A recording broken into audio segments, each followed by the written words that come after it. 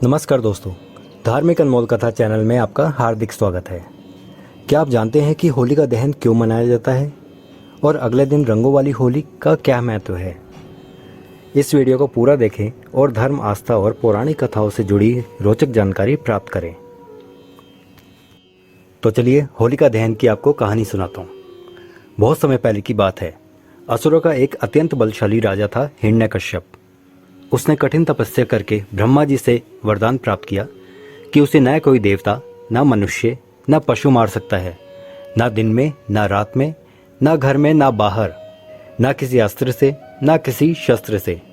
इस वरदान के कारण वह अहंकारी हो गया और स्वयं को भगवान मानने लगा।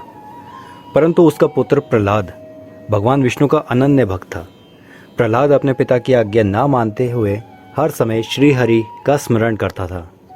यह देखकर हिरण्यकश्यप क्रोधित हो गया और उसने अपने पुत्र को मारने के कई प्रयास किए, लेकिन हर बार भगवान विष्णु ने प्रहलाद को बचा लिया, उसकी रक्षा की।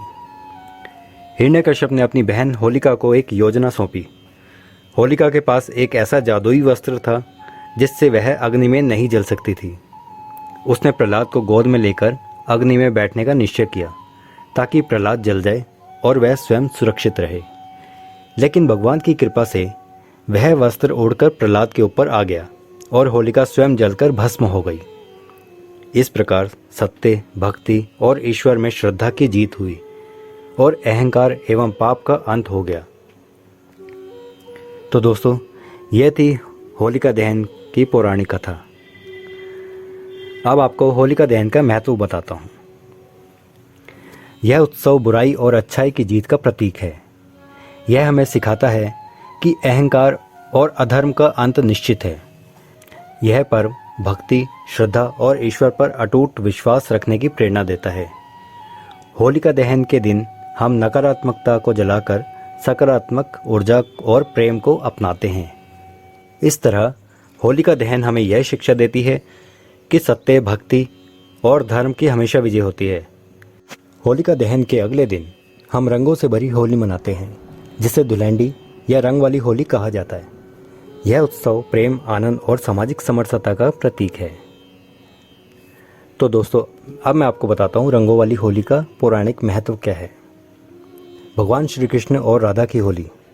कहते हैं कि श्री कृष्ण ने माँ यशोदा से पूछा कि राधा इतनी गोरी क्यों है और मैं सांवला। तब माता यशोदा ने कहा कि तुम राधा के चेहरे पर रंग लगा सकते हो। तभी से रंगों की होली की परंपरा शुरू हुई। प्रेम और सौहार्द का त्योहार। होली जात पात, ऊंच नीच के भेदभाव को मिटाकर सभी को एक समान कर देती है। रंगों के माध्यम से ऊर्जा संचार। वैज्ञानिक दृष्टि से भी होली का त्योहार वातावरण में सकारात्मक ऊर्जा लाता है और मौसम परिवर्तन के दौरान होने वाली बीमारियों से बचाव में सहायक होता है। अगर आपको यह कथा अच्छी लगी हो तो धार्मिक अनमोल कथा चैनल को लाइक, शेयर और सब्सक्राइब जरूर करें। मिलता हूँ आपसे अगली वीडियो में बहुत जल्द। आप सभी को होली की बहुत बहुत शुभकामनाएं। जय श्री हरि।